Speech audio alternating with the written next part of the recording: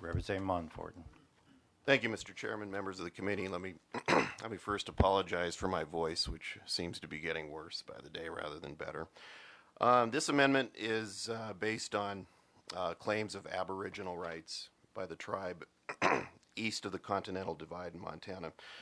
Much of this compact arises from the Hellgate Treaty of 1855. That treaty, by its terms, applies only to the territory of Washington as it existed in 1855. That territory consisted of what is present-day Washington, part of northern Idaho, and part of northwestern Montana up to the Continental Divide.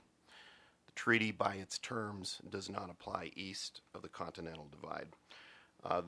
CSKT is claiming water rights east of the Continental Divide based on Aboriginal rights, purported Aboriginal rights rising out of federal common law.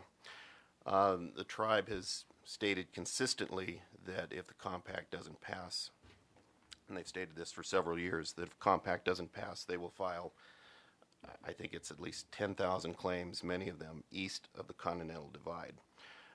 They have retained an expert by the name of William Farr. Excuse me. He is a professor at the University of Montana, a historian, and he has written that the tribe has, throughout the centuries, occasionally hunted and fished east of the Continental Divide.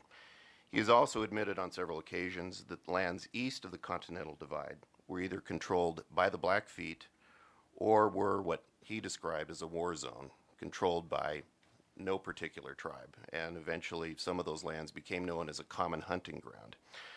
Nevertheless, the tribe has consistently maintained that the occasional hunting and fishing that occurred intermittently by the tribe is enough to assert an Aboriginal claim to lands east of the Continental Divide.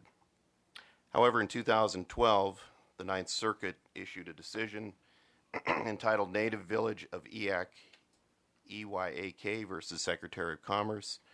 The site on that is 688 F 3rd 619s from the Ninth Circuit, 2012. And basically what that case states is that in order to assert an Aboriginal claim, the tribe must demonstrate that it had full dominion and control for a long period of time to the lands that supposedly those Aboriginal claims are on. This holding basically destroys any legal claim that the tribe has to assert Aboriginal claims east of the Continental Divide.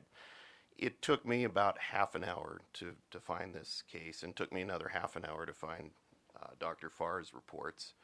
And I'm not an Indian law practitioner, so it's difficult for me to believe that that the proponents of the compact did not know about this.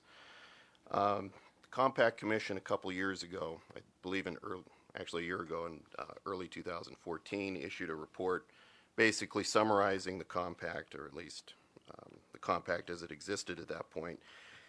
And on page 7 of that report, the Commission talked about how Aboriginal claims by the tribe supposedly extend well into eastern Montana, almost 2/3 of Montana. And that Commission report stated that if the compact is not ultimately passed, then the tribe is threatened to file various water claims, thousands of water claims east of the Continental Divide. Nowhere in this report issued by the Water Commission was it discussed that the tribe really has no valid legal claim east of the Continental Divide. Compact has been sold to farmers and ranchers east of the Continental Divide based on fear and lies. Lies echoed by the governor and the attorney general and numerous dark money shills. Oh my gosh. They did this because they needed political support. Representative Monforton, just go ahead and state your point. They did this because they needed political support from east of the Continental Divide.